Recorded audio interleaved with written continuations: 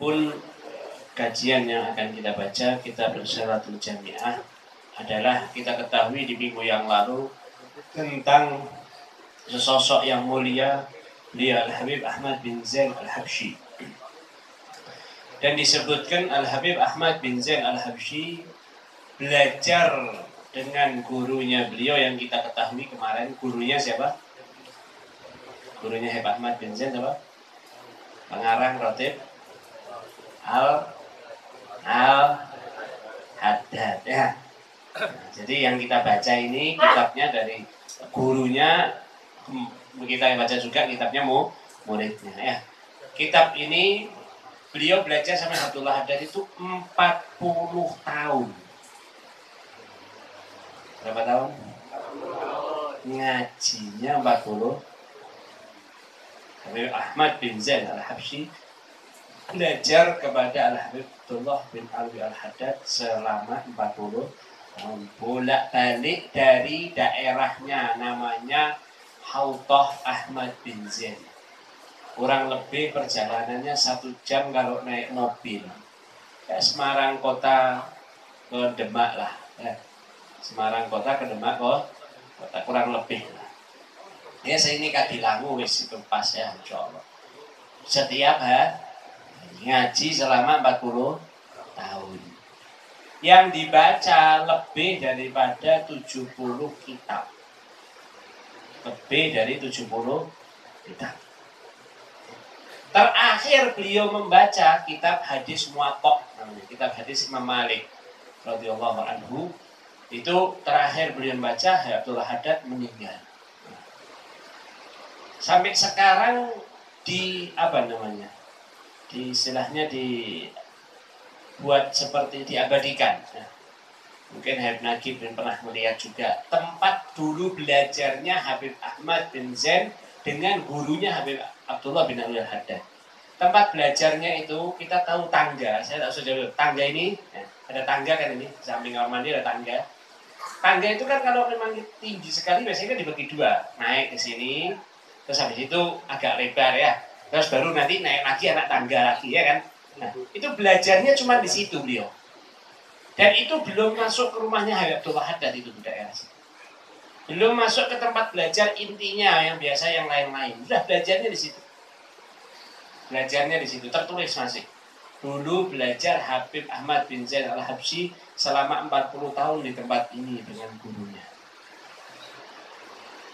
Sampai-sampai Habib Ahmad bin Zain Al-Habsyi itu banyak sekali para ulama setelah beliau itu menjadikan contoh. Kowe nek meh ngerti guru karo murid, ya kowe ndelok Ahmad bin Zain karo Abdullah Haddad. Bahasanya gitulah kamu. Kau mau tahu murid sama guru yang sebenar-benarnya, lihat Al-Habib Ahmad bin Zain dengan Habib Abdullah bin Alwi Haddad. Beliau itu belajar 40 tahun sampai qaidahnya itu disebutkan kal mayyit baina yadayil ghasil. Seperti mayit yang ada di tangan orang yang memandikan. Paham maksudnya? Kira-kira pernah enggak melihat mayit dimandikan? Mayitnya itu tadi digulingkan ke kanan, bantah dia enggak mau. Guling ke kiri. Pernah enggak? Kabur yang mandikan. Betul enggak? Ada yang mudin di sini. Pernah enggak? Puluhan tahun mandikan jenazah enggak pernah. Kanan ya kanan, kiri ya. Ini biar kita ngerti. Beliau itu tadi belajarnya seperti itu. Bainal mayyit kayadil ghasil. Seperti mayit kalau sudah di hadapan orang yang memandikan. Ditekuk, dilipat, dibalik kono, balik rene. Irunge dileboni banyu, meneng wae, diogok-ogok kupinge meneng wae. Betul enggak? Nah inilah. Karena itu banyak sekali orang-orang yang hidup di zaman setelah beliau mengatakan, kalau kau mau menjadi murid, benar-benar murid, maka jadilah seperti Al-Habib Ahmad bin Zain Al-Habsyi dengan gurunya Al-Habib Abdullah bin Alwi Al-Haddad. Tapi apa hasilnya? Kan perlu hasil, enggak? Apalagi orang zaman sekarang. Nah, aku ngaji ki hasilnya apa? Nah, penuh hasil nggak? Penuh bukti hasil. Ya hasilnya lihatlah sekarang ini. Beliau Al-Habib Ahmad bin Zain Al-Habsyi. Ya. Tidaklah kitab Habib Ahmad bin Zain ini dibaca, padahal kitabnya hanya risalah kalimatnya. Kita ketahui kemarin ya, Habib Muhammad sudah jelaskan. Risalah, hanya berapa halaman saja itu kitab. Itu beliau sampai sekarang sudah diterjemahkan lebih dari 5 bahasa. Pertama, kitab itu juga sudah dikaji di setiap pesantren-pesantren di Indonesia. Nah, dan pesantren-pesantren di Afrika, di Malaysia, di Amerika, di segala macam. Mana gitu ada pesantren, baik itu pesantren resmi ataupun tidak resmi. Ya, itu pasti kalau memang mereka-mereka itu tadi, apa istilahnya? Ngaji fikih, pasti kitab yang pertama dipakai itu untuk rujukannya pertama kali adalah Risalatul Jami'ah. Karena itu yang kita baca ini bukan sembarangan ya. Terus kalau mau lihat magomnya lagi, itu sudah cukup aja. Sudah. Habib Ahmad bin Zain Al-Habsyi, dan beliau itu di luar biasa kemagomannya, kemuliaannya. Daerahnya beliau itu namanya dulu bukan Hautah Ahmad bin Zain, dulu namanya apa gitu. Nah, terus karena saking beliau itu tadi berdakwah di daerahnya terus sampai dirubah. Namanya apa? Hautah Ahmad bin Zain. Dan orang-orang kampung itu suka semua. Ya, setuju kita kalau antum kasih nama itu.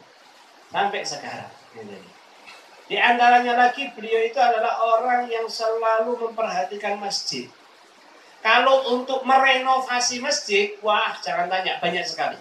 Membangun masjid, sampai beliau meninggal itu ada 11 membangun masjid beliau. 11 masjid beliau bangun. Nah, ini kan keutamaan.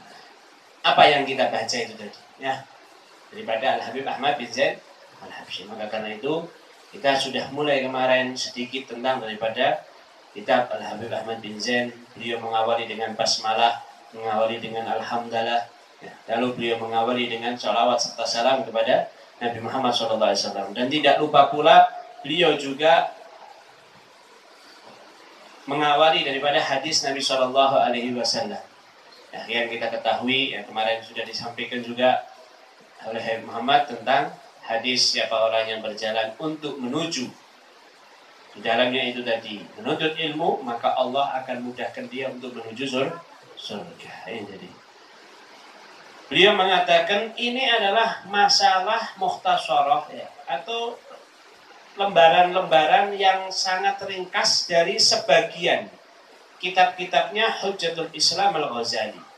Secara ghaliban, secara umumnya ini kitab hampir menukil daripada kitab Imam Ghazali. Nah, jadi hampir semuanya dari Imam Ghazali, tapi tidak semuanya, hanya sebagian besar, kata Habib Ahmad bin Zain. Man arafaha. Nah, beliau mendoakan ini. Siapa yang ngerti tentang kitab ini, wa amila biha, dan dia mengamalkan apa yang ada di kitab ini, narjulahu minallah. Aku memohon untuk orang tadi yang ngerti dan yang amalkan apa? Kepada Allah aku minta an yakuna min ahlil ilmi zahiran wa batinan. Semoga Allah Ta'ala jadikan termasuk daripada orang ahli ilmu secara zahir dan batin. Orang kalau ilmu secara zahir saja bahaya, ilmu secara batin saja juga bahaya. Maka kedua-duanya harus ngerti. Dan tidak bisa sampai ke batin sebelum belajar ngaji ilmu zahir. Wabillahi taufik.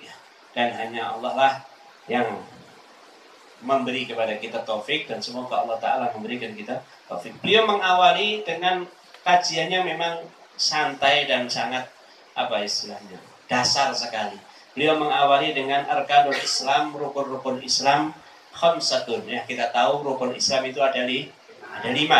Beliau mengatakan arkanul Islam khamsatun, rukun Islam ada 5. Syahadatu an la ilaha illallah wa anna Muhammadar Rasulullah, wa iqamus shalah, wa ita'uz zakah, wa shaumu Ramadan, wa hajjul bait man istata'a ilaihi sabila ma'al ikhlasi wa tasdiq. Faman lam yakun mukhlisan fahuwa munafiq, wa man lam yakun musaddiqan biqalbih fahuwa kafir.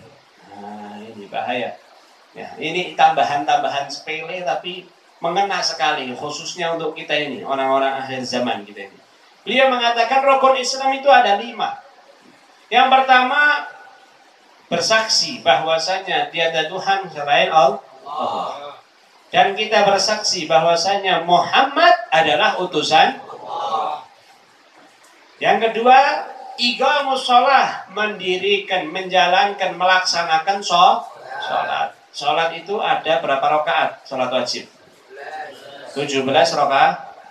Sehari berapa waktu? 5 waktu. Ini tadi semuanya kita wajib kerjakan. Wa ita'uz zakah, dan juga mengeluarkan zakat. Hukumnya apa? Wajib mengeluarkan zakat. Wa shaumu Ramadan, dan puasa di bulan Ramadan. Kayak sing nongkrong ngombe es teh kayak hukumnya dosa ning bulan Ramadan ya. Masih kelihatan kebayang-bayangnya, ndak ada sikil berbulu ya. Kaki berbulu itu yang nengkring di mana?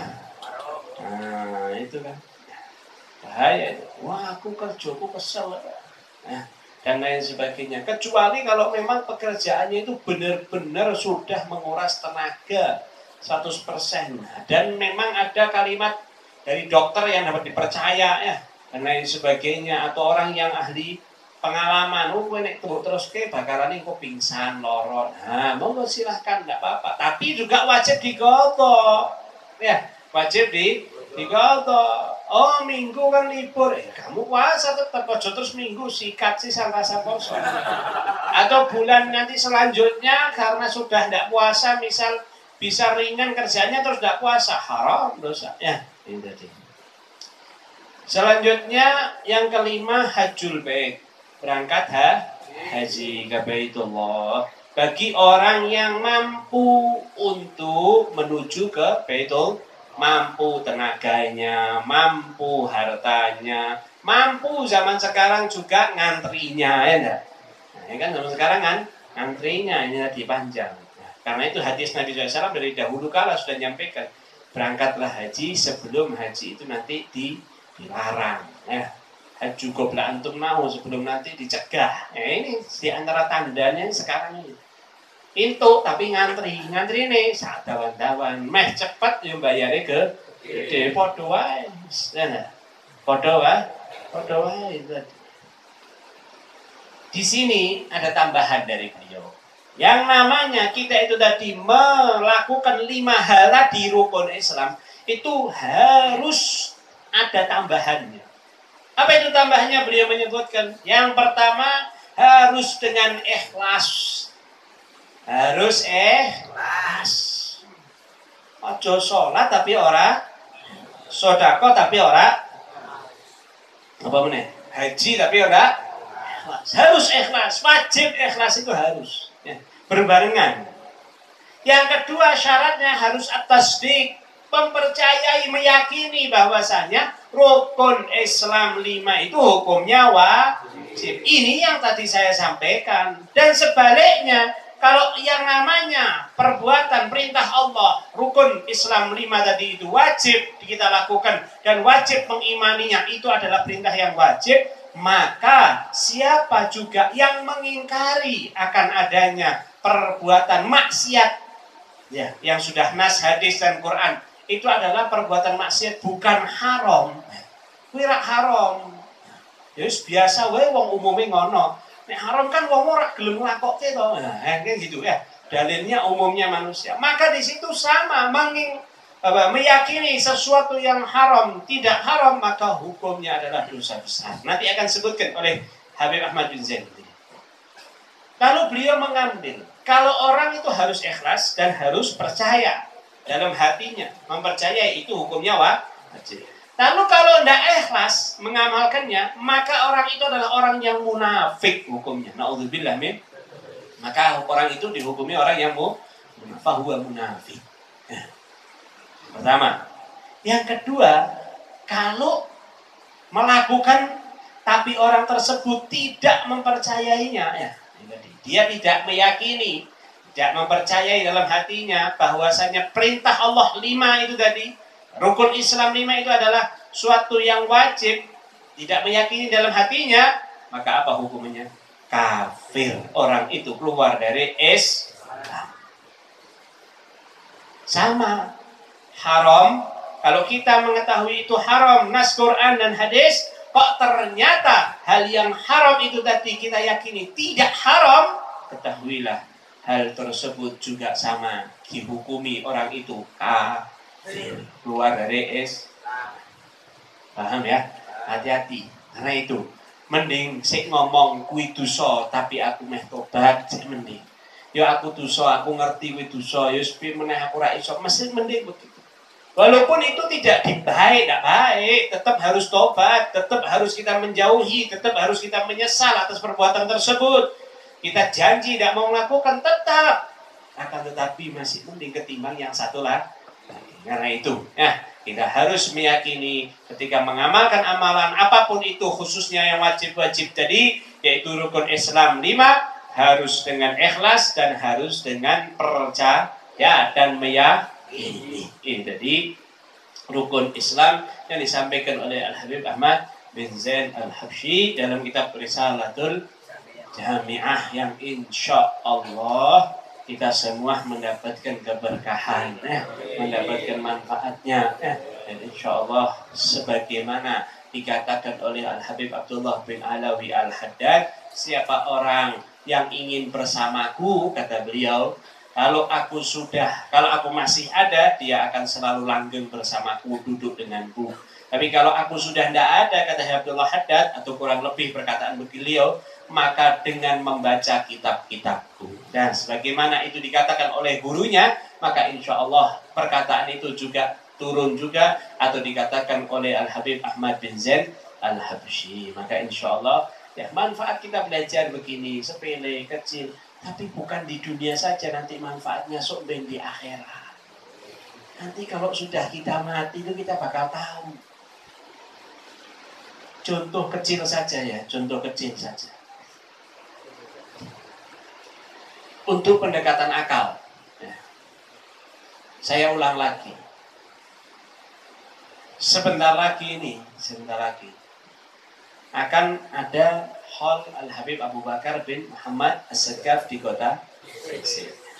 Sebelumnya nanti insya Allah tanggal 29 besok ini Juli, Hall Al-Habib Alwi bin Muhammad Hashim As-Sagaf yang ukurannya sampingnya Habib Abu Bakar, lebih lama dari Habib Bakar, lebih lama dari Habib Muhammad bin Tohir Al-Haddad yang ada di kota Tegal. Lama beliau. Itu kalau kita berangkat besok, kita itu seperti orang yang asing, karena di kotanya orang asing tidak tahu linglang-linglung mana. Delalah ketemu orang yang kita kenal, dan orang itu ternyata orang yang dipandang. Orang pada berebut salaman. Saya ulang lagi, orang berebut salaman, minta barokah, doa dan lain sebagainya.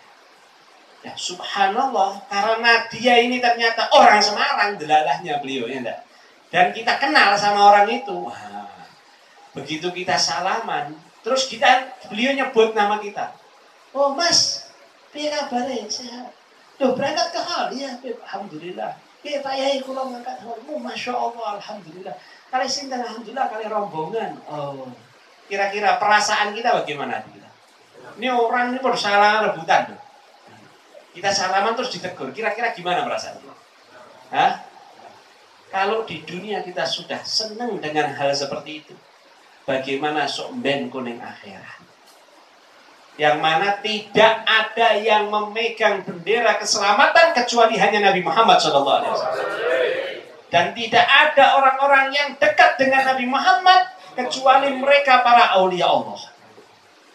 Yang sudah kita kenal, yang sudah diakui oleh para aulia Allah. Karena itu alhamdulillah, nikmat segala nikmat yang Allah Ta'ala berikan kepada kita. Karena itu kita minta kepada Allah, semoga Allah Ta'ala berikan kepada kita keikhlasan, keyakinan, dan keistiqomahan dalam beramal, sehingga Allah Ta'ala jadikan amalan kita semuanya karena Allah, dan ikhlas dan juga istiqomah. Amin, amin ya rabbal alamin. Selanjutnya kalau ada yang mau bertanya, insya Allah sudah disampaikan di beberapa bulan yang lalu, biar pakai kertas aja langsung nanti dioper biar sampai nanti di sini dijawab di akhir. Kalau ada yang mau bertanya silahkan pakai kertas nanti dijawab terakhir, insya Allah. Ini